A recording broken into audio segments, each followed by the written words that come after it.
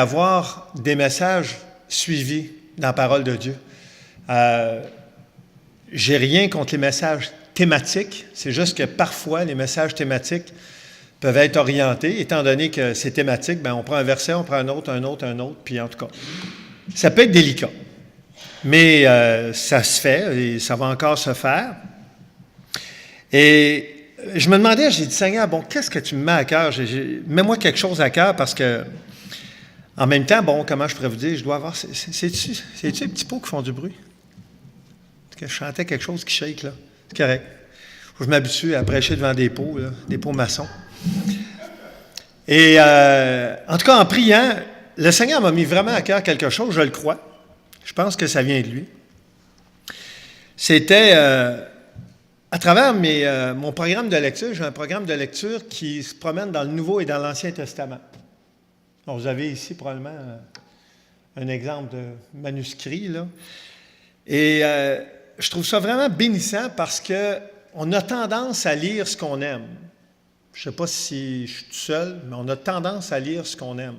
On a des livres préférés dans la Bible. Ça, c'est délicat, ça. Parce qu'on manque de bénédiction des fois, on néglige des lectures, des livres, des sections de la Bible, parce qu'on a des goûts. Et les goûts, c'est normal. J'ai souvent entendu des gens, moi, me dire « Ah, moi, j'aime tellement les psaumes, ça me fait du bien. Ah, moi, c'est les lettres de Paul. Un autre, c'est les évangiles, parce que c'est vraiment Jésus. » Alors, c'est ça, j'ai vraiment prié, puis le Seigneur m'a mis à cœur, Sylvain, l'Ancien Testament. L'Ancien Testament, c'est quelque chose de considérable. Il y a 39 livres dans l'Ancien Testament, c'est la principale partie de la Bible. Je regarde dans ma Bible, là, si je compare l'Ancien puis le Nouveau, là, ça ressemble à ça. Alors, vous avez ici le Nouveau, tiens, à votre droite, l'Ancien à votre gauche. Si vous comparez, c'est à peu près quoi? 3/4, 1/4. Tu sais, si on ne lit pas l'Ancien Testament, ça veut dire qu'on manque, en quelque part, les 3/4 de la Bible. Et c'est du contenu qui est important, on va le voir ce matin. Mais je vais prendre quelques instants pour prier. Seigneur, sois avec ma bouche ce matin, afin que ta parole, Seigneur, touche non seulement les cœurs de ceux qui écoutent, mais de mon cœur aussi. Parce que, Seigneur, j'en ai autant besoin que chacune ici. C'est dans le précieux nom de Jésus que je te prie. Amen. Juste avant de commencer, j'écoutais René tantôt prier. Merci René pour les travaux qui ont été faits dehors. Pour ceux qui ne savent pas, là, il y a du travail qui a été fait en avant. Genre, beaucoup de travail. Paul? OK, il faut remercier Paul qui n'est pas là. Il y a André-Philippe aussi qui n'est pas là, qu'il faut remercier. Remercier ceux qui ne sont pas là. Mais moi, je te remercie parce que tu es là. Écoutez, moi, je ne l'ai pas, je t'avoue, là, je suis arrivé un matin, je ne l'ai pas vu, mais garde. Tu sais comment on est, on marche, on regarde à terre, hein? Tu as dit, des fois, on ne voit pas ce qui est en haut. Mais en tout cas, la devanture a été refaite à grandeur, la brique, les joints, tout ça, imperméabilisé, le tout. C'est un bâtiment qui a de l'âge, puis si on n'en prend pas soin, bien, c'est comme votre corps, hein? Puis mon corps, si on n'en prend pas soin, il se défait. Il se décompose un peu. Et puis, il faut en prendre soin. Donc, c'est vraiment bénissant de voir le service les uns pour les autres. Également, il y avait quelque chose, je voulais vous dire, oui, on l'a vu tout à l'heure, il va y avoir, il y a une retraite en ce moment, les femmes sont à Flamme, puis entre autres, il y a quelques femmes de notre assemblée qui sont très impliquées. Alors, il y a non seulement Liette et Nancy pour la musique, et Doris, sûrement, toujours là. Puis il y a également Karine Tremblay. Je ne vois pas François, là, mais en tout cas, sa femme a donné un atelier, puis Sylvie Hébert, qui donnait un atelier aussi. Donc, c'est particulier qu'on a une belle implication, comme assemblée, en tout cas, dans ce qui se passe là-bas. Et je veux vous encourager, les hommes, à y aller la semaine prochaine. Pas parce que c'est moi qui amène un des messages, non. Allez-y pas pour moi, allez-y pas pour Frank Denbrook non plus. Garde, allez-y pour passer du bon temps entre frères. Vraiment. Moi, chaque fois que j'y vais, je regarde Jean-Marc. En tout cas, tu n'en manques pas souvent, Jean-Marc, Michel. C'est des moments vraiment bénis. Tu sais, un matin, on est beaucoup d'hommes, on n'est pas rien que des hommes, mais là-bas, c'est rien que des hommes, croyez-moi, à part la cuisine, là, où je pense qu'il y a des femmes, là, quand même. Là. Autrement, c'est rien que des hommes. Et c'est vraiment un temps béni qu'on a ensemble, de pouvoir se rencontrer, passer du temps ensemble. Puis, c'est vraiment, en tout cas, c'est un privilège qu'on a de pouvoir le faire. Vincent, tantôt on a fait un chant, voyons, que je ne connaissais pas. C'est quoi le titre? Ça se peut-tu? Par ton immense amour. Ouais, j'ai vraiment aimé, mais c'est juste, j'avais de la misère à l'apprécier, mais je ne le connaissais pas. En tout cas, c'est ça le titre. Au pire, j'irai chercher sur Internet, mais vraiment des belles paroles. Merci en tout cas pour... si vous ne trouvez pas ça divertissant, les chants, ça se peut, parce que tout dépendant de ce que vous écoutez au quotidien, peut-être vous écoutez la radio. Hein? La radio, c'est divertissant, Martin, tu es d'accord avec moi? C'est divertissant, mais c'est à peu près juste divertissant. Tu sais, il s'agit que tu écoutes la radio, là, puis tu te dis « wow ». Des fois, tu te dis « c'est vide comme ça n'a pas d'allure ». Il y a de la richesse dans les chants qu'on fait ici. En tout cas, moi, je te dis, ça me touche, ça me touche. C'est des chants qui font une introspection dans nos cœurs, puis je vous encourage à vraiment, en tout cas, vous arrêtez à ce qu'on chante, c'est pas n'importe quoi, c'est vraiment riche. Merci, en tout cas, pour ces choix-là. J'avais une autre petite chose que je voulais vous dire avant mon message. J'avais bien des choses. Hier, j'ai écouté un film avec Philippe Antoine. C'était quoi le titre? L'insanité? OK. Philippe Antoine, il est vraiment doué pour ça. Il trouve des bons films. C'est un film, en fait, comme un film témoignage sur un athlète chrétien. Je vous le recommande à tous. C'est un joueur de basket professionnel, un Américain, qui a ma grandeur et mon poids. Et pour ceux qui ne savent pas, si je jouais au basketball professionnel, je serais petit, vraiment petit, là. Je serais parmi les petits. Et ce gars-là, il n'y avait rien pour lui. Il n'y avait rien pour lui, là. Puis il est devenu joueur de basketball professionnel. Mais ce qui est touchant dans le film, ça s'appelle l'insanity. Comme en anglais, il y a un mot qui s'appelle insanity. Ils ont rajouté un L devant parce que son nom à lui, c'est Jeremy Lin, L-I-N. C'est un Chinois américain. Et donc, il avait le rêve de jouer professionnel au basketball. Il y a eu une tonne d'obstacles. Mais à travers tout le film, on voit la présence du Seigneur. Ce n'est pas un film romancé, là. C'est la vraie vie de Jeremy Lin, avec ses vraies épreuves, sa vraie maman, c'est les vraies équipes pour lesquelles il a joué. Je vous le recommande. Des fois, vous n'avez rien à regarder, vous ne savez pas quoi faire. C'est-tu sur Netflix? OK? En tout cas, ceux qui sont abonnés à Netflix, ça fait partie de la sélection. Je vous le recommande parce que des fois, si vous êtes comme moi, on écoute un film, puis à la fin, on se dit « Wow, j'ai perdu une soirée. » En tout cas, moi, ça m'est déjà arrivé. Tu sais, j'ai perdu une soirée. Finalement, tu sais, j'ai perdu mon temps. J'aime pas ça perdre mon temps. La Bible a dit qu'il faut racheter le temps. Donc, je le recommande, en tout cas.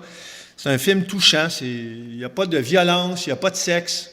C'est pas un film Hollywood, là. C'est un film vraiment là, tiré sur la vraie vie. Et là, on peut revenir au message. L'Ancien Testament. L'Ancien Testament, c'est 39 livres écrits par plusieurs auteurs inspirés du même Saint-Esprit qui a inspiré les auteurs du Nouveau Testament. Et la question que je vous pose ce matin, que je me suis déjà posée, pourquoi un chrétien devrait-il lire et méditer l'Ancien Testament? Je sais qu'il y a des chrétiens qui ne touchent pas à l'Ancien Testament. Ils ont déjà de la misère à lire, certains. Et en passant, je ne vous connais pas. Là. Si jamais quelqu'un se dit « Ah, pourquoi qu'il parle de moi? » là? Non, regarde. Je ne vous connais pas. Je ne connais pas vos habitudes de lecture ou de non-lecture. Donc, je ne peux pas savoir, puis je ne veux pas le savoir non plus. C'est entre vous et Dieu. Là. Moi, je ne suis pas là pour juger son peuple. Là. C'est à lui, ce job-là. Le Seigneur nous demande de lire sa parole. Il dit que si on l'aime, c'est ce qu'on va faire. Il dit « Celui qui m'aime, garde ma parole. » Puis pour la garder, il faut la connaître. Pour la connaître, il faut la lire, en tout cas, et la méditer. Et la question qu'on peut se poser, pourquoi un chrétien devrait-il lire et méditer l'Ancien Testament? Je pense que c'est une question qui est légitime en soi parce qu'on sait très bien qu'il y a eu un changement. C'est comme entre l'Ancien et le Nouveau Testament, il y a non seulement plusieurs centaines d'années, mais il y a également un changement. Jésus lui-même dit, « Vous avez entendu dire », et là il cite un verset de l'Ancien Testament, et il continue en disant « Mais moi, je vous dis ». Et ça, il dit à quelques reprises, on le voit dans l'Évangile de Matthieu, au début de l'Évangile de Matthieu.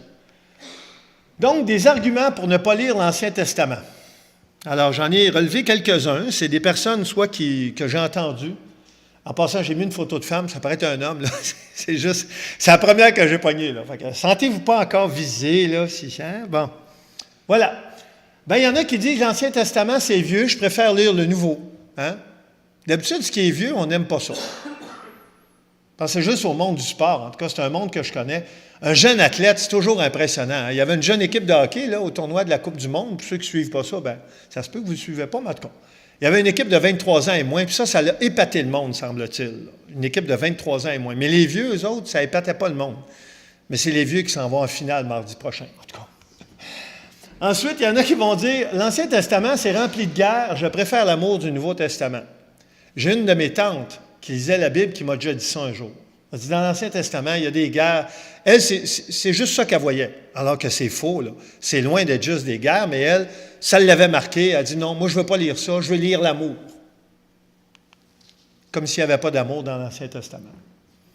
Il y en a d'autres qui vont dire « C'est déjà pas facile de lire et de comprendre la Bible, je préfère me contenter de lire le Nouveau Testament. » D'autres vont dire, c'est compliqué, tous les textes sur la loi. Je ne comprends pas ce qu'il faut appliquer dans la vie chrétienne d'aujourd'hui. Parce que vous savez que la loi, c'est quand même une grande partie de l'Ancien Testament. Lorsqu'on regarde dans le Pentateuque, là, il y a énormément de lois. Et quand tu lis ça, tu dis, aïe, aïe, aïe, aïe, aïe. Heureusement, on est sous la grâce, hein, entre autres, là, parce qu'il y a certaines lois, je ne sais pas si vous savez, il y en a pas mal qui ne seraient plus vivants ici. Là, hein? Quelqu'un qui était rebelle envers ses parents, il était passible de mort. Il y en a plusieurs qui ne seraient pas ici. Hein? Il y en a qui rient. En tout cas, je serais le premier. Je n'ai pas toujours été rebelle, mais je sais que je l'ai déjà été. Il y en a d'autres qui vont dire, quand je suis tombé sur les généalogies, je me suis dit qu'il n'y avait rien à y comprendre pour ma vie actuelle. Puis d'autres, et ça, je sais qu'il y en a, ils vont dire, à part les psaumes et les proverbes, je ne lis pas l'Ancien Testament. D'ailleurs, les Gédéons ont dû le comprendre, les Gédéons qui impriment des Bibles, parce que je ne sais pas si vous avez déjà vu, il y a des Bibles des Gédéons qui ont le Nouveau Testament, psaumes et proverbes. Si vous ne l'avez jamais vu, là, ça se peut, là. Mais dans les hôtels, des fois, tu tombes sur des Bibles des Nouveaux Testaments, des Gédéons, qui sont distribués par les Gédéons. Il y a encore des hôtels qui en ont. Et tu vas voir Nouveau Testament, psaumes et proverbes. Alors, il y a des gens qui se contentent de lire que ça. J'aimerais attirer votre attention sur ce passage que plusieurs d'entre vous connaissez par cœur, qui vient du livre de Josué. Que ce livre de la loi ne s'éloigne point de ta bouche. Mais dites-le jour et nuit pour agir fidèlement selon tout ce qui y est écrit.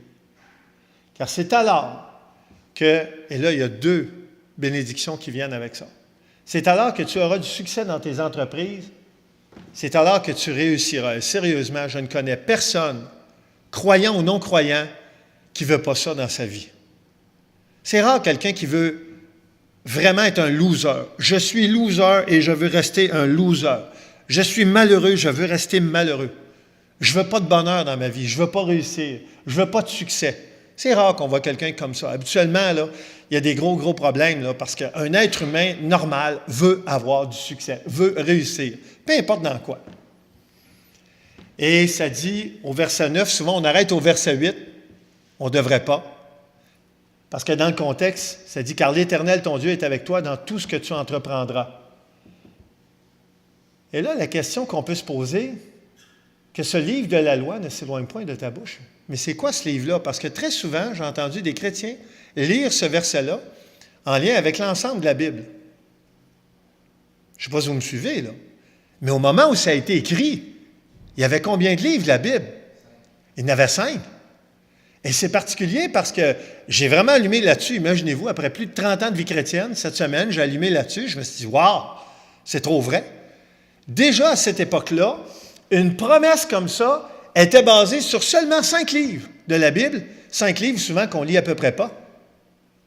Puis nous, on va l'appliquer, ce verset-là, aux 66 livres de la Bible, ce qui n'est pas faux en passant. Je vais vous montrer dans les prochains messages des liens avec ça. Mais dans le contexte ici, Josué 1,8, il est vraiment question des 5 livres du Pentateuque. Donc, je pense qu'ici, on a vraiment une réflexion à avoir par rapport à notre approche de l'Ancien Testament. Ici, il dit « médite-le ». C'est intéressant de savoir quel est le sens de méditer, parce que moi, quand je pense à méditation, je vois quelqu'un qui est assis, les jambes croisées, ce que je ne suis pas capable de faire, là. Ça fait longtemps que mes jambes ne croisent plus, moi, parce que la souplesse, quand elle est passée, je n'étais pas là. Puis là, ils mettent leurs doigts de même. Je n'ai jamais compris pourquoi ils mettent leurs doigts de même, là. Ils ont les jambes croisées, ils ont les doigts de même, là, puis, tu sais, ils sont comme zen, là, ils ont le dos bien droit, là. C'est ça qu'on pense quand on pense à méditation. Puis souvent, quand on pense à méditation, pensez-y, si vous êtes d'accord avec moi, on pense souvent à des religions, par exemple l'hindouiste, le bouddhiste. On va penser de d'autres groupes de croyants qui méditent, la méditation transcendantale. Et moi, je me souviens, la première fois que j'ai entendu ce mot-là, je dis « Wow! Ça doit bien être hot, ça, la méditation transcendantale. Ça, faut-il des sandales pour ça? Je ne savais pas, j'étais tout mêlé. » Méditer, c'est vraiment le verbe qui est utilisé dans Josué 1,8. Et méditer, ça veut dire réfléchir sérieusement à quelque chose, l'examiner en profondeur. Voici ce que Dieu demandait de faire avec les livres de la Bible. Réfléchir sérieusement à leur contenu et l'examiner en profondeur. Ça, ce n'est pas une lecture quotidienne. C'est plus qu'une lecture quotidienne. C'est plus que, j'ai lu, j'ai prié, je m'en vais. Je peux faire ma journée, je suis correct. Je suis un bon chrétien. Puis je vais aller à l'église dimanche. Je vais donner mon offrande. Puis je vais distribuer un traité peut-être. Tu sais, on est beaucoup dans le faire plutôt que l'être. Ici, il est question d'être. Quand tu examines en profondeur les textes bibliques, ce n'est pas la même chose que simplement lire la Bible. Et ça se peut que tu ne lises pas très vite, ça se peut que tu ne progresses pas très vite dans ta lecture, mais une chose est sûre, ça ne va pas avoir le même effet. Et quand tu vas finir de lire, bien, probablement que ça va te parler.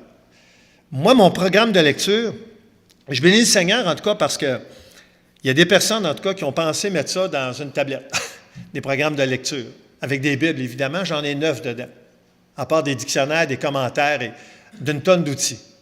Pour moi, là, ça, là, c'est vraiment un instrument. C'est pas moins spirituel que ça. Ça, c'est du papier. Ça, c'est un écran qui me montre les mêmes mots que le papier. Mais on n'est pas plus spirituel parce qu'on a une Bible papier puis l'autre une Bible électronique. Il faut faire attention avec ça, là. Parce qu'à un moment donné, ça devient un peu ridicule. Ce qui compte, c'est que tu lises et que tu médites la parole de Dieu, peu importe où est la source. C'est ça qui compte. Peu importe le moyen que tu prends. Et donc, moi, personnellement, j'aime beaucoup ça parce que, entre autres, j'ai un programme de lecture qui fait que quand j'ai lu, mettons, les 4 versets qui sont proposés par jour, 2 dans l'Ancien Testament, 2 dans le Nouveau, 2 livres différents de l'Ancien Testament, 2 livres différents dans le Nouveau, bien après ça, j'ai comme un petit truc dans le bas de mon écran qui dit « fait ». En tout cas, c'est écrit en anglais, D-O-N-E, « done », mais je clique dessus, bon. Mais ça va m'arriver des fois que je ne lis pas mes 4 chapitres. Des fois, je vais en lire un, des fois 2. Puis là, je m'attarde, et là, je me mets à méditer. Et là, je me dis, garde, je ne peux pas aller trop vite, là, ça ne me donne rien. Si je le fais, je vais passer à côté de ce que le Seigneur veut me dire. Et donc, je relis 1 fois, 2 fois, 3 fois, en méditant, en essayant de comprendre, en examinant en profondeur, en soulignant des mots. Et finalement, cette Bible-là, qui était très, très, très soulignée, que je traîne depuis 30 ans, bien, en tout cas, ma version électronique, là, elle commence à ressembler à celle-là. Parce que je peux souligner aussi là-dedans, mettre en relief la même chose que ma Bible papier. Et donc, méditer, c'est vraiment important. On doit apprendre à le faire. Ce n'est pas naturel. Et méditer, c'est beaucoup plus qu'une simple lecture. Et je veux vous encourager à ça de la même façon que je m'encourage en passant. Je ne suis pas meilleur que personne. C'est un défi pour nous tous de méditer la parole, de la lire quotidiennement. On a une tonne de choses à faire. On est fatigué souvent. On est débordé. Mais on passe à côté parce que Dieu a dit, l'homme ne vivra pas de pain seulement, mais de toute parole qui sort de la bouche de Dieu. Et c'est tellement important de le faire. On ne sauterait pas une journée sans manger. En tout cas, moi, je ne le fais pas. Exceptionnellement, ça peut m'arriver de jeûner, là, et ce n'est pas quelque chose que j'aime. On n'est pas fait pour jeûner. On est fait pour manger, et de temps en temps, on peut jeûner. Mais si quelqu'un jeûne tout le temps et ne mange pas souvent, il va avoir des problèmes de santé. On est fait pour manger souvent, normalement 3 fois par jour, et jeûner, on peut le faire de temps en temps. En tout cas, si vous ne comprenez pas, c'est pas dramatique, là, c'est une explication, là, juste sur le principe de se nourrir de la parole de Dieu. Dans la réflexion sur Josué 1,8, donc, ça dit que même en lisant et en méditant que les 5 premiers livres de l'Ancien Testament pour agir fidèlement selon tout ce qui y était écrit, les croyants de cette époque-là avaient la promesse que l'Éternel serait avec eux dans tout ce qu'ils entreprendraient, afin qu'ils aient du succès dans leurs entreprises et afin qu'ils réussissent. Et ma question que je vous pose, que je me pose, est-ce que vous voulez du succès? Est-ce que vous voulez réussir? Et là, je ne vous parle pas financièrement, je ne vous parle pas au niveau de votre santé, Je ne vous parle pas au niveau de votre carrière, au niveau de votre famille. C'est beaucoup plus que ça. Le succès dans le Seigneur, ça touche toutes les facettes de la vie. Si quelqu'un se dit, moi, je vais travailler mes finances, moi, je vais travailler ma santé, je vais travailler ceci, cela, approche-toi de Dieu et il s'approchera de toi.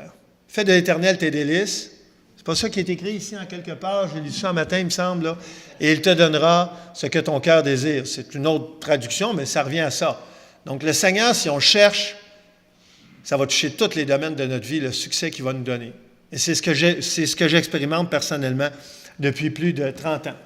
C'est pas parfait, mais je peux vous dire que ça n'a rien à voir avec les années qu'il y avait avant. Donc, l'Ancien Testament est divisé en 5 sections. C'est un petit rappel comme ça. Peut-être qu'il y en a qui ne savent pas. Peut-être qu'il y en a qui ne s'en souvenaient pas. Donc, le Pentateuque, on parle de Genèse à Deutéronome, 5 livres. Les livres historiques, Josué à Esther. On parle ici de 12 livres. Les livres poétiques, une autre section de 5 livres, Job à Cantique des Cantiques. Ce qu'on appelle les prophètes majeurs. Des fois, on va mettre les prophètes tout ensemble. Il y en a qui vont les séparer. Prophètes majeurs, donc, il y en a 5, Ésaïe à Daniel. Les prophètes mineurs, il y en a 12, Osée à Malachie. Donc, des petits trucs pour retenir, 5, 12, 5, 5, 12. En tout cas, c'est pas grave. C'est un numéro de téléphone, on va dire. L'Ancien Testament, ça a été écrit approximativement entre l'an 1400 et l'an 400 avant Jésus-Christ. Donc, sur une période de 1000 ans, il y a eu des recensements qui ont été faits, d'écrits, inspirés du Saint-Esprit, et il y a énormément de richesses à travers ça. Il a été écrit principalement en langue hébraïque, avec quelques petites sections écrites en araméen, qui est une variante de l'hébreu. L'Ancien Testament met en lumière la relation entre Dieu et le peuple d'Israël. Alors, j'ai trouvé ici cette toile-là qui a été dessinée dans les années 1800 par un Jean-Léon Gérôme. Et donc, c'est les Israélites au mont Sinaï, alors qui représentent, entre autres, c'est une scène qui représenterait la vie de l'Ancien Testament lorsque Dieu s'est manifesté au peuple sur le mont Sinaï. Donc, il y avait comme une espèce de flamme qui jaillissait de la montagne. Le peuple était en bas. Et dans une certaine terreur, mais je crois que les gens avaient besoin d'apprendre aussi la crainte de Dieu. Malheureusement, des fois, on aurait besoin, nous aussi, d'avoir un spectacle comme ça, des fois, pour voir que Dieu est à craindre. C'est pas juste un chum. Hein? C'est ceux qui disent « Ah, c'est mon chum, moi. » Et j'ai de la misère avec ça, moi. Oui, il est notre ami, mais il est beaucoup plus qu'un ami. Le Pentateuque, donc, traite de la création de la nation d'Israël et de Dieu établissant avec Israël une relation basée sur une alliance. Et lorsqu'on pense au Pentateuque, entre autres, on pense à cet événement-là. Ici, c'est des dessins qui illustrent, entre autres, Abraham avec son fils Isaac, à gauche, donc après que l'ange est apparu puis qu'il a dit « C'est correct, il dit, j'ai vu que tu ne m'as pas épargné, tu étais prêt à m'offrir ton propre fils unique, et donc... oublie ça, tu vas faire un sacrifice d'animal et tu vas avoir une bénédiction. Puis là, Abraham regardait le ciel puis il a dit, voici ta descendance. Et quand vous lisez cette histoire-là, c'est fascinant de voir qu'à 100 ans, la promesse de Dieu s'est réalisée dans sa vie. On n'en voit pas beaucoup du monde de 100 ans devenir papa. Ça, c'est une promesse de Dieu. Il a pris un couple qui n'avait pas d'enfants, qui ne pouvait pas avoir d'enfants. Sa femme n'était pas jeune non plus. Elle n'était plus en âge d'avoir des enfants, Sarah. Et donc, ils ont eu des enfants. Un enfant, c'est-à-dire. Et on voit par la suite, effectivement, que la descendance d'Abraham, elle est innombrable. Et donc, c'est extraordinaire ce qui s'est passé entre Dieu et Abraham et cette alliance qu'il a instaurée. Les livres historiques, maintenant. Donc, je vous avais parlé de 12 livres tout à l'heure, relatent l'histoire d'Israël, ses victoires et ses succès, mais aussi ses défaites et ses échecs. Ça ressemble un peu à nos vies, vous ne trouvez pas? Si on pouvait recenser la vie d'un enfant de Dieu, il y aurait des victoires et des succès, mais il y aurait aussi des défaites et des échecs. Mais à travers ça, toujours Dieu qui prend soin de lui. De la même façon, dans l'Ancien Testament, Dieu a pris soin du peuple. Et donc, on voit ici un dessin qui illustre le peuple qui est dans le désert avec la tente, la rencontre, tout ça, la fumée qui montait, qui était la manifestation de Dieu donc auprès du peuple. Je passe vite parce que je vais revenir, évidemment, c'est juste un survol. Ensuite, on parle de 5 livres poétiques qui nous donnent une perspective plus intime sur la relation de Dieu avec Israël et son désir ardent de recevoir l'adoration et l'obéissance de son peuple. Ici, j'ai un petit dessin à droite qui illustre qui? David avec sa harpe et ses moutons. Évidemment, ce n'est pas le guerrier qui a tué Goliath qu'on voit là, mais quand Goliath a vu David, il s'est dit, voyons donc, c'est un enfant. Il devait ressembler à ça en quelque part. C'était pas un guerrier avec des épaules larges de même qui mesurait 8 pieds et 3. Non, ça c'est Goliath, ça. David n'était pas imposant ni impressionnant, mais il y avait Dieu avec lui, et c'est ce qui a fait la différence. Donc, Proverbe, la sagesse d'en haut. Donc, ça, c'est les 5 livres poétiques. Ensuite, on parle des livres prophétiques, donc, comme je vous ai dit tout à l'heure, qui peut des fois être séparés parfois, les prophètes majeurs, les prophètes mineurs, mais ça, c'est une façon, en tout cas, de les séparer. Donc, on parle de l'appel de Dieu vers Israël pour que son peuple se détourne de son idolâtrie et de son infidélité et pour qu'il revienne à une relation d'obéissance et de fidélité spirituelle. Si vous n'avez jamais lu Ésaïe ou Jérémie ou Ézéchiel, vous ne pouvez pas comprendre le texte qui est là. Mais si vous avez déjà lu ces livres-là, vous savez de quoi je parle. C'est vraiment ça. On voit un exemple ici à gauche, donc, de quelqu'un qui est en adoration devant une statue, puis à droite, on en voit un qui détruit la statue, l'idole. Hein? Et c'était beaucoup ça dans cette période-là. Également, les livres prophétiques contiennent de nombreux passages clés qui pointent vers la venue du Messie, le Christ Jésus, et qui décrivent son œuvre rédemptrice. On pense juste à Ésaïe 53. Tout récemment, il y a quelques semaines, ma lecture m'a amené dans Ésaïe 53. Je l'ai relu. Écoute, ça doit faire 35, 40 fois que je lis Ésaïe 53, mais je veux encore mieux le saisir, pour saisir tout l'amour du Seigneur, mais toute la valeur aussi de cette prophétie-là qui avait été faite longtemps avant que Jésus aille sur la croix. Donc, on voit ici une image, une illustration un peu du prophète Ésaïe qui est en train d'écrire, inspiré du Saint-Esprit, sans voir, dans le fond, lui, il ne savait pas là, comment ça se déroulerait exactement. Mais il parle du serviteur de l'Éternel. Et c'est ce qui est arrivé avec Jésus sur la croix, son œuvre rédemptrice.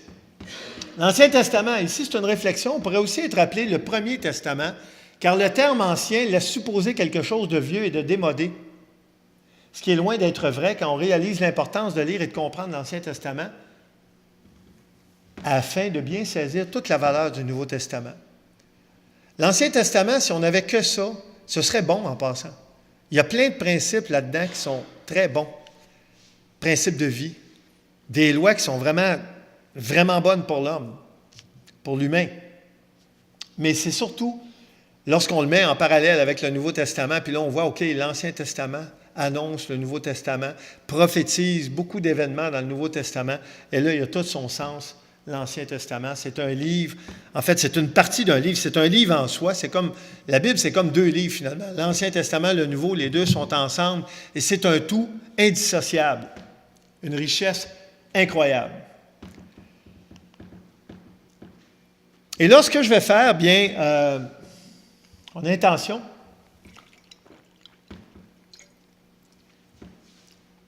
dans la série que je vais vous présenter sur l'Ancien Testament, c'est de vous présenter chaque livre, vous présenter des passages clés. Ce ne sont pas les seuls passages, évidemment, clés, parce qu'un passage clé, c'est relatif. Tu peux parler avec quelqu'un, puis toi, tu vas saisir quelque chose, comme tantôt, moi, j'ai bien aimé le chant que Vincent a mis par ton amour, par ton immense amour, c'est ça. Et il y en a d'autres peut-être qui ont retenu un autre chant, puis qui ont dit « Ah, wow, ce chant-là, OK. » On ne voit pas toutes les choses de la même façon. Les passages clés que je vais vous mettre, c'est des passages qui, moi, m'ont touché. J'en mets peut-être 10-15 par livre, mais c'est pour vous donner un aperçu de ce que ces livres-là peuvent nous révéler. Des vérités, des fois, qu'on n'a pas idée. On lit un livre de l'Ancien Testament, puis on dit « Wow, c'est tellement bon! J'ai jamais lu ça, comment ça se fait? » Ou « Je l'ai déjà lu, je ne m'en souvenais pas. » Parce que des fois, si on n'a pas un programme de lecture suivi, vous savez que ça peut prendre des années avant de retourner dans un livre de l'Ancien Testament. Avec un programme de lecture suivi, moi, en principe, là, en un an, je lis la Bible au complet. En un an. Mais parce que je fais ce que je vous ai dit, parfois je m'attarde sur un livre, sur un chapitre, parce que je préfère bien le comprendre, bien mon programme de lecture, il est plus lent que ça. Donc, ça me prend plus qu'un an pour lire la Bible, mais en même temps, je me dis, ce qui compte, c'est pas de la lire en un an. Ça, c'est un beau principe, là, mais c'est de bien comprendre pour appliquer ce que je lis. Sinon, ça me donne quoi de le lire? Tu sais, je fais juste dire, ah, je lis la Bible en un an, c'est correct. Quelqu'un peut le faire, là, puis j'ai rien contre, puis c'est très louable. Mais ce qui est important surtout, c'est de saisir ce que les Écritures nous enseignent. Donc, une grande partie des doctrines importantes de la Bible se retrouve dans le livre de la Genèse. Et vous avez bien vu, une grande partie des doctrines importantes de la Bible. Imaginez quelqu'un qui se prive de l'Ancien Testament en partant, Il y a des doctrines de base sur la nature humaine, sur tout Dieu en lien avec l'homme, la femme, qui se retrouvent dans la Genèse. J'ai trouvé ce dessin que j'ai vraiment trouvé original, en tout cas sur Internet, où on voit un doigt qui touche la terre. Parce que si j'imagine Dieu, j'imagine pas Dieu ici dans ce lieu. J'imagine pas Dieu en dehors du bâtiment. Pour moi, Dieu est immense. Je ne peux pas le mesurer. Okay? Même s'il s'est en partie matérialisé, on le voit dans l'Ancien Testament et dans le Nouveau Testament à travers Jésus, je ne peux pas limiter la grandeur de Dieu. Donc, parallèlement à la chute de l'homme, on y trouve mentionné la promesse du salut de Dieu et de sa rédemption dans Genèse 3,15 et les doctrines de la création, de l'imputation du péché, la justification, l'expiation, la dépravation, la colère, la grâce, la souveraineté, la responsabilité. C'est toutes des doctrines qu'on retrouve dans la Genèse. Et pourtant, parfois, la Genèse, on pense à ça, on dit, bon, la création, Adam et Ève, Noé, Abraham. Puis là, on dirait que, oups, on est un blanc, là, c'est à peu près tout. Hey, il y a du stock, là. 50 chapitres, là. Il y en a du stock. Alors, quelques versets clés de la Genèse. Si ce n'est pas un verset clé, je ne sais pas c'est quoi, hein? Genèse 1:1. Au commencement, Dieu créa les cieux et la terre. C'est formidable, là. Ça, en partant, là, ça établit une base tout de suite, là. Il y a un créateur. On n'est pas le fruit d'un Big Bang, d'un hasard, d'un accident, là. Il y a un créateur. Wow!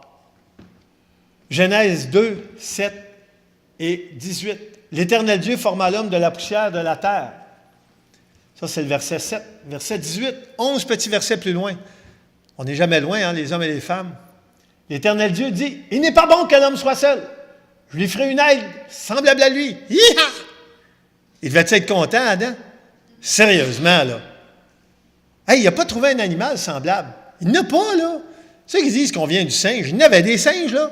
Adam, il a vu des guenons, là, des singes. Il n'a pas dit, « Ah, wow, quel beau singe. » Après devenir ma femme, on est pareil quasiment, tu sais, on se ressemble. Pas en tout. T'es pas pareil, là. Puis regardez aujourd'hui, c'est pareil, là. Un singe, on a beau dire qu'il est intelligent, c'est un primate, là. Je ne remplacerai pas ma femme par un singe certain. Non, mais sérieusement, moi, ça ne me rentre pas dans la tête, là. Tu sais, quand il y en a qui nous comparent, là, oui, on a plein de points communs entre nous et les animaux, puis, tu sais, il y a des animaux qui ont une forme d'intelligence, là, mais rien à voir qu'un humain. Quand est-ce que vous avez vu un primate, un singe, un gorille, un guenon construire juste une petite cabane, tu sais, avec des matériaux, créer des outils, tu sais, des outils sophistiqués? Genre, non, je veux dire, on est à des années-lumière de ça, là. Tu sais, ils voient un dauphin, là, qui semble communiquer, puis ils sont fascinés, ils passent des milliers d'heures à analyser le dauphin, puis ils disent, « Wow, il est brillant, ce dauphin-là. » Excuse-moi, là, il n'a pas fait grand-chose dans sa vie à part de... Oui, il est peut-être plus intelligent qu'un requin, là, mais tu sais, à part de ça, en tout cas. Je ne vais pas m'attarder. Genèse 6, versets 5 et 6, c'est un passage clé selon moi. L'Éternel vit que la méchanceté des hommes était grande sur la terre et que toutes les pensées de leur cœur se portaient chaque jour uniquement vers le mal. L'Éternel se repentit d'avoir fait l'homme sur la terre et il fut affligé en son cœur. Et qu'est-ce qui vient par après? Le déluge. Ça, c'est un verset clé, ça. C'est pas beau quand on lit ça. C'est écrit dans la Bible. Est-ce que vous pensez que la phrase que Dieu pourrait dire aujourd'hui, c'est très différente de ça? Je pense que pour certains humains, Dieu pourrait dire la même chose. Pour certains endroits sur la terre, je pense que ça pourrait être un verset qui serait applicable aujourd'hui. Ça va pas bien. Ceux qui pensent que ça va bien, c'est parce que vous ne regardez pas les nouvelles. Puis tant mieux si vous ne regardez pas les nouvelles, parce qu'il n'y a pas beaucoup de bonnes nouvelles. La bonne nouvelle, moi là, je la vois là tous les jours. À part TVA, je pense qu'il met la bonne nouvelle TVA, tu sais, il en met une. Tu regardes les autres nouvelles, scandales, violence, fraude, c'est fou, là, tu sais. Puis si tu tournes du côté américain, côté européen, c'est pas mieux, là. Ceux qui pensent que c'est mieux, c'est parce qu'il faut regarder, là, regarde, va voir sur CNN, il n'y a pas grand bonne nouvelle. Le Monde, il n'y a pas grand bonne nouvelle non plus, ce qui se passe en Europe. C'est pas... la méchanceté des hommes est grande sur la terre. Et sans Dieu, on ne serait pas mieux en passant. C'est vraiment le Seigneur qui fait la différence. Ce n'est pas notre vertu à nous. D'autres versets clés de la Genèse. Tout ce qui se mouvait sur la terre périt. Donc ça, c'est après le déluge. Tant les oiseaux que le bétail et les animaux, tout ce qui rampait sur la terre et tous les hommes. Il ne resta que Noé et ce qui était avec lui dans l'arche. Et en passant, il a plu pendant 40 jours, mais peut-être que vous ne vous souvenez pas que les eaux furent grosses sur la terre pendant 150 jours. 150 jours. C'est presque une demi-année. Il n'y a rien qui pouvait nager à la surface de l'eau pendant 150 jours. Ça a été incroyable. Et j'espère que vous avez déjà lu ce récit-là dans Genèse 7. Ça vaut la peine de le lire. Tu sais, si on fait juste retenir, oui, le déluge, oui. Puis on le croit, Noé, oui. Non, il faut lire. Il faut lire et méditer pour comprendre. Ah, OK, c'est ça qui s'est passé, OK. Parce que si vous vous fiez au film, il y a un film qui est sorti sur Noé il y a quoi, 1 an? Où on voit le méchant là, qui rentre dans l'arche puis qui se cache dans l'arche. Ah! Tellement tordu, ce film-là, avec Russell Crowe, je pense. C'est n'importe quoi.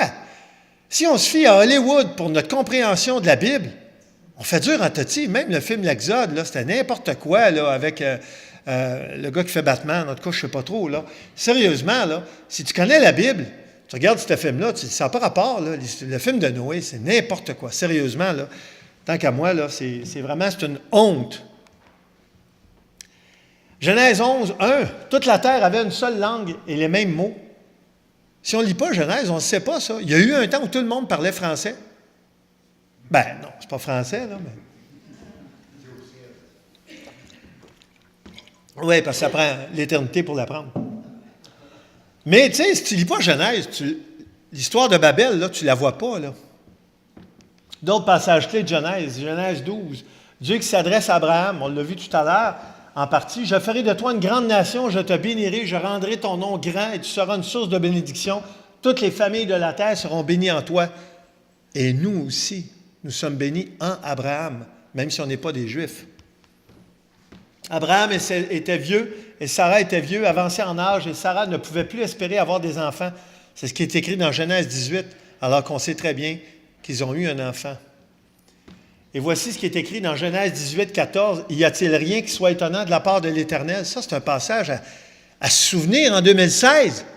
Peut-être que vous et moi, on a besoin de ça des fois dans notre vie. Moi, quand je prie pour David Dupuis, j'en ai, en passant, là, rien, là, je prie parce que le Seigneur nous demande de porter les fardeaux les uns des autres. Et on a un frère qui souffre en ce moment. Mais quand je prie pour David Dupuis, j'ai aussi ce passage-là qui me vient en tête, qui vient de l'Ancien Testament. Y a-t-il rien qui soit étonnant de la part de l'Éternel? Maintenant, est-ce que Dieu est injuste si David Dupuis décède? Garde, je peux partir chez nous, moi, tantôt, en auto, puis décéder. C'est une réalité. Et n'en voulez pas au Seigneur pour ça. Si ça arrive, c'est parce que ça doit arriver. Mon stage est terminé. C'est comme ça. On n'a pas de contrôle là-dessus. On n'a pas de pouvoir là-dessus. Genèse 21, la promesse. Donc, Sarah devint enceinte. Elle enfanta un fils à Abraham, qui avait 100 ans, Abraham, à ce moment-là, dans sa vieillesse. D'autres versets clés de la Genèse. Israël aimait Joseph plus que tous ses autres fils. Ses frères virent que leur père l'aimait plus qu'eux tous et ils le prirent en haine. Ça, c'est Genèse 37. Le chaud des bouts, là, mais juste pour vous montrer, ça, c'est un autre récit super riche à lire, à comprendre, à méditer. L'histoire de Joseph, c'est un personnage clé de l'Ancien Testament. Genèse 39, ça se déroule après que Joseph a été vendu comme esclave à des Égyptiens par ses frères. Ça dit, l'Éternel était avec lui et il faisait prospérer entre ses mains tout ce qu'il entreprenait. En passant, Joseph, est-ce qu'il y avait une Bible électronique ou une Bible papier, Joseph? Ni une ni l'autre. Joseph, il était en prison et l'Éternel faisait prospérer ce qu'il faisait. Parce qu'il avait un cœur pour Dieu, parce qu'il voulait lui plaire, lui obéir. C'est sûr que s'il y avait eu les livres, s'il y avait eu, en fait, à cette époque-là, ça aurait été le début de la Genèse, mais on sait que ça a été écrit par Moïse, donc il ne pouvait pas l'avoir parce que Moïse n'était pas encore venu. Mais en quelque part, il y avait une conscience de Dieu. Puis on va le voir dans d'autres versets, vous allez voir apparaître. Hey, Genèse 39, 9. La loi n'avait pas été encore annoncée, promulguée, et ça dit... Et ça, c'est un passage, je vous mets toujours le contexte. C'est Joseph en réponse aux avances de la femme de son maître, Potiphar, qui voulait coucher avec lui. Donc, Joseph dit, « Comment ferais-je un aussi grand mal et pécherais-je contre Dieu? » La loi n'avait pas encore été promulguée, et Joseph était déjà conscient que de coucher avec la femme de son maître, ça ne se faisait pas. Alors que de nos jours, tout le monde le fait. Fais-le donc. Ah, il y avait une annonce comme ça à la radio quand j'étais petit. Tout le monde le fait, fais le don. Écoute, c'est cassé. Exactement. Mais tu sais, l'expression, on la retient, par exemple. Mais tout ça pour vous dire, si on ne lit pas l'Ancien Testament, si on ne lit pas la Genèse, on ne pourra pas lire cette histoire-là qui peut tellement, tellement nous enseigner des choses, nous montrer, wow, c'est quelque chose de voir que même sans avoir la révélation écrite, il avait une conscience de Dieu dans son cœur, cet homme-là. Ça a été un homme vraiment clé dans l'Ancien Testament. Je reviens encore sur son histoire à lui. Donc, Genèse 41. Pharaon dit à Joseph, « Puisque Dieu t'a fait connaître toutes ces choses, il n'y a personne qui soit aussi intelligent et aussi sage que toi. » Et il parle simplement de quelqu'un qui n'a pas étudié à l'université, il n'a pas étudié au cégep, il n'a même pas fait son secondaire 5, il n'a pas été à l'école, Joseph, mais il y avait Dieu dans son cœur. Et à cause de ça, Pharaon, qui n'était quand même pas un deux de pique, il avait des connaissances, les Égyptiens, il dit, « Joseph, il n'y a personne aussi sage et aussi intelligent que toi. » Parce qu'il avait révélé ce que son rêve était. Mais tout ça pour vous dire que c'est un homme de Dieu. Et qu'est-ce que ça fait un homme de Dieu? Bien, c'est ça. C'est exceptionnel. Et on peut être des personnes exceptionnelles dans le Seigneur. Évidemment, il n'y a aucun orgueil à en tirer. Parce que ça venait de Dieu. Il lui-même l'a dit plus tard. Regardez ce qu'il a dit. Là, il s'adresse à ses frères. Genèse 45. Je vous dis cette histoire-là. Si vous n'avez jamais lu cette histoire-là, prenez du temps après-midi ou à un moment cette semaine, n'importe quand.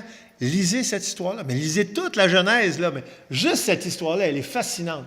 Dieu m'a envoyé devant vous pour vous faire subsister dans le pays et pour vous faire vivre par une grande délivrance. Ce n'est donc pas vous qui m'avez envoyé ici. Et pourtant, c'est ses frères qui l'avaient vendu à des Égyptiens comme esclaves. Et regardez ce que Joseph est en train de leur dire. Il est en train de leur dire, regarde, vous pensiez que c'est vous, là, mais Dieu, là, il y avait un plan derrière votre méchanceté. C'est Dieu qui m'a envoyé ici. Il m'a établi maître de toute la maison de Pharaon et gouverneur de tout le pays d'Égypte. Et si on ne lit pas cette histoire-là, on manque tellement de quoi, là, sérieusement, là, c'est extraordinaire de voir la souveraineté de Dieu à travers cette histoire-là. C'est pas juste une belle histoire, là. Wow, Dieu est souverain. Il n'y a pas d'accident, il n'y a pas de hasard. Pourtant, ses frères, eux autres, voulaient juste s'en débarrasser. Hey, t'es tannant, toi, tu te prends pour un autre, tu veux nous dominer, tiens. On va te vendre. Il y en a même qui voulaient le tuer en passant. Là. Il a passé à 2 doigts de la mort, cet homme-là. C'est quelque chose. Et à la fin de la Genèse, Joseph s'adresse à ses frères qui avaient voulu se débarrasser de lui pour toujours. Et il dit ceci. Imaginez comment c'est important de comprendre ces principes-là qui viennent de l'Ancien Testament. Vous aviez médité de me faire du mal. Dieu l'a changé en bien pour accomplir ce qui arrive aujourd'hui, pour sauver la vie à un peuple nombreux. Je vous ai juste amené, là, un petit survol de quelques passages de la Genèse. C'est stimulant, c'est fou. On n'a même pas regardé l'histoire d'Isaac, là. C'est une belle histoire, ça aussi, l'histoire de Jacob, de voir comment Dieu prend cet homme-là, qui parle du Dieu de ses pères, du Dieu de ses pères, du Dieu de ses pères, jusqu'à temps qu'il parle de son Dieu. Le Dieu de son père devient son Dieu. Il y a peut-être même du monde ici que vous parlez du Dieu de votre père. Mais est-ce que c'est votre Dieu? On voit que Jacob, il l'a vécu, lui, cette transition-là. Tu sais, quelqu'un peut venir à l'Église parce que ses parents viennent à l'Église, mais si Dieu est le Dieu de ton père ou de ta mère, ça ne veut pas dire qu'il est ton Dieu à toi. Juste un aperçu du premier livre qu'on a vu ce matin, avec un survol, évidemment, globalement, là, de l'Ancien Testament, comme je vous ai montré au début. Et là, on a fait un survol environ peut-être une douzaine de versets clés de la Genèse. Au prochain message, bien évidemment, on va passer à travers d'autres livres. D'ailleurs, j'avais une partie de mon message qui était encore là, mais je ne prolongerai pas inutilement. Mais je vous invite en tout cas à lire la parole. Je vous invite à lire l'Ancien Testament. Et lorsque je vais parler de Lévitique, de Nombre, lorsque je vais parler d'Exode, lorsque je vais parler de Deutéronome, juste à travers ces 5 livres-là, imaginez-vous, la promesse de Josué 1,8 a été basée là-dessus. Bien, vous allez mieux saisir peut-être ce que je vais vous apporter. Vous allez pouvoir avoir la bénédiction de lire, de comprendre, de méditer ces passages-là et mieux saisir justement quand je vais vous les apporter. Et donc, c'est vraiment mon défi cette année d'essayer de vous amener donc à avoir le goût de la lire, parce que moi, j'y prends plaisir. Et plus je le fais, C'était pas les saucisses high grade, plus j'en mange, meilleurs ils sont. Mais tu sais, c'est niaiseux ces annonces-là. Mais en même temps, ça nous marque. Comment ça se fait que je me souviens de ça des années plus tard? Mais la parole de Dieu, savez-vous que c'est encore mieux que ça? Plus tu la lis, plus tu la médites, plus tu prends le temps de la connaître, plus tu as le goût de la connaître. Puis, quelqu'un m'avait dit un jour, il dit, tu sais, Sylvain, il dit, on a un ennemi qui s'appelle Satan. Pour ceux qui ne savaient pas, je suis content de vous l'annoncer ce matin. OK? On a le diable, c'est un ennemi. Il n'est pas gentil, lui. Et lui, il veut nous éloigner de ce livre-là. Il ne veut pas qu'on le lise, il ne veut pas qu'on le médite. Mais savez-vous ce qui arrive lorsqu'on lit et qu'on médite ce livre-là? Ça l'éloigne. Si on ne le lit pas, bien lui, il va essayer de nous tenir loin des Écritures. Si on lit les Écritures, notre lecture, notre méditation va nous tenir loin de l'ennemi. Et ces tentations, on va les voir venir. On va saisir, on va comprendre, on va dire non, j'embarque pas là-dedans. Je sais, toi, c'est quoi ta job. Mais moi, je sais ce que le Seigneur veut pour moi, je l'ai lu et je sais que ce qu'il veut pour moi, c'est le mieux. Prions. Seigneur, merci pour ta parole. Je ne peux que me prosterner, Seigneur, devant toi, ta grandeur, ta sagesse. Seigneur, comment tu as inspiré ces hommes à écrire ces textes qui, des milliers d'années plus tard, nous font du bien, nous motivent à la foi, nous encouragent dans notre marche avec toi. Merci, Seigneur, pour les Écritures. Merci de l'avoir préservé à travers l'histoire. Merci parce que on retrouve la vie en elle. On retrouve ton conseil, on retrouve ta sagesse, ta volonté, Seigneur. Et c'est fou combien ça nous fait du bien. Apprends-nous, Seigneur, je ne connais pas la réalité de tous et chacun ici dans cette salle ce matin. Donne-nous la discipline, Seigneur. Donne-nous l'amour.